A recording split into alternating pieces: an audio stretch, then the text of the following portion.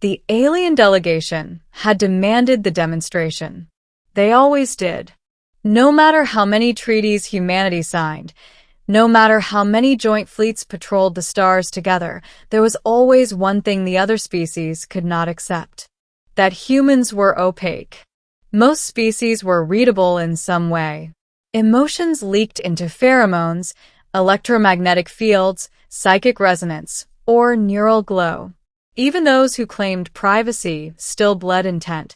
Humans did not, and that frightened them.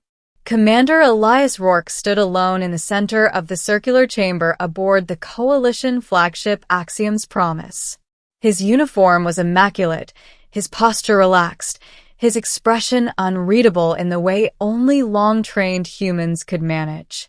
Across from him floated Sereth Null, the most powerful telepath the Coalition had ever produced. Her species, the Valori, were living minds first and physical beings second. Their skulls were elongated, translucent, revealing faintly glowing neural filaments beneath pearlescent skin. Her eyes were entirely black, reflective like void glass. Sereth Null had read the minds of warlords, hive queens, ancient machine intelligences, and once, legend claimed, an entire planetary consciousness. She had never failed. Until now. The demonstration will proceed, intoned the Coalition arbiter. Sereth Null will scan the human commander's mind to confirm intent and threat level. Rourke nodded once. You have my consent. A ripple of unease moved through the chamber. Consent was unnecessary, really. Sereth could breach any unshielded mind within moments. The fact that the human offered it was unsettling.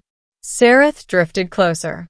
Commander Rourke, she said, her voice layered with harmonic overtones, you understand that resistance may cause neurological damage.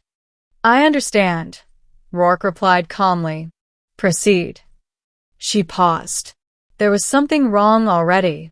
Human minds were quiet. Not empty, never empty, but tightly ordered. Layers upon layers. Memories categorized. Emotions compartmentalized. Instincts restrained behind training and discipline. Still, she had breached humans before. This one would be no different. Sereth extended her consciousness. The moment she touched his mind, she froze. The chamber lights flickered. Sereth recoiled instinctively, her psychic field snapping back like a burned hand. Gasps echoed from the delegates. What happened? The arbiter demanded. Sereth did not answer. Her breathing, normally slow and controlled, was ragged. I need a moment, she said. Rourke remained still. Are you all right? She stared at him. You let me in, she whispered. Yes. You didn't shield yourself. No. That wasn't bravery, she said hoarsely. That was certainty. She gathered herself, pride flaring. Again, she said. I will complete the scan. Against every instinct screaming in her mind, Sereth re-entered. This time, she pushed deeper. She expected thoughts. Words. Images. Emotional spikes. Instead, she found structure. A mind built like a fortress, not to keep others out, but to keep something contained. She moved past surface thoughts. Protocol, spatial awareness, calm readiness. Beneath that lay memories, battlefields, burning hulls, screaming comms channels, civilians evacuated under fire. Loss. So much loss. Yet no madness. No collapse. How? Sereth murmured unconsciously. She pressed further. And then she saw it. A memory not of one event, but of many, layered atop one another. Humans standing between extinction and annihilation. Over and over again. Against overwhelming odds. Against gods, machines, plagues, and stars themselves. And every time, the same thought echoed through the commander's mind, not spoken, not shouted, but accepted. If someone has to stand here, it will be us. Sareth staggered. This wasn't arrogance. This was responsibility. She dove deeper, seeking intent, threat, ambition. Instead, she found plans, not for conquest, for contingencies. Thousands of them. If the coalition failed, if allies turned hostile, if ancient entities awoke, if the universe itself broke its own rules, humanity had prepared for everything. And at the center of it all, a final thought, buried so deep it was almost sacred. We will be the last line. Sareth screamed. Her psychic presence collapsed violently, throwing her backward across the chamber. Emergency fields flared to catch her before she struck the wall. The delegates erupted in panic.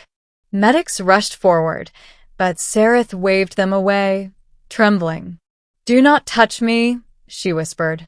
She looked at Rourke again. "You are not a soldier," she said. "I am," Rourke replied evenly. "No," she insisted.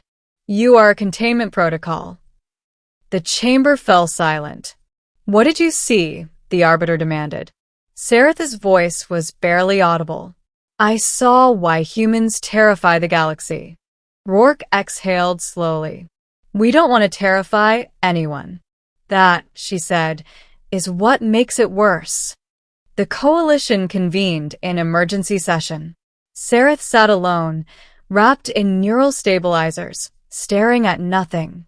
Rourke stood outside the chamber, hands clasped behind his back. She eventually requested his presence. When he entered, she studied him like one might study a dormant supernova. "You carry the weight of extinction," she said. "Every commander does," Rourke replied. "No," she said sharply. "Others fear it. You accept it." She leaned forward. "Tell me, human, what happens if the universe turns against you?" Rourke did not hesitate. "Then we fight," he said. "Not to win. To give others time." "That thought," Sareth whispered, "is everywhere in your species." "Because we learned it early," he said quietly. "Someone always has to hold the line." Her voice trembled. "You don't see yourselves as heroes." "No," Rourke said. "We see ourselves as necessary." Sareth closed her eyes. "For millennia," she said, "the Volori believed ourselves guardians of balance. We read minds to prevent catastrophe. We intervened when species grew too dangerous."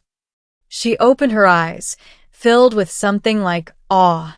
"You don't prevent catastrophe," she said. "You endure it." The Arbiter entered.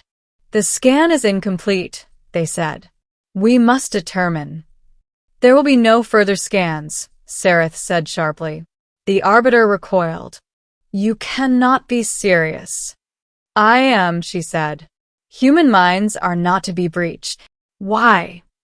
Sareth stood, weak but resolute. "Because if we ever push them," she said, "we will awaken something even they are trying to keep asleep." Silence gripped the chamber. Rourke said nothing. Sareth turned to him one last time. "You frighten me, Commander." He met her gaze steadily. "Good," he said softly. "Then maybe you'll think twice before forcing us to prove why." She nodded. And for the first time in recorded history, the coalition amended its laws. Human minds were declared sovereign territory. No scans. No probes. No exceptions. The galaxy slept a little easier that night. Not because humanity was harmless, but because humanity had chosen once again not to be.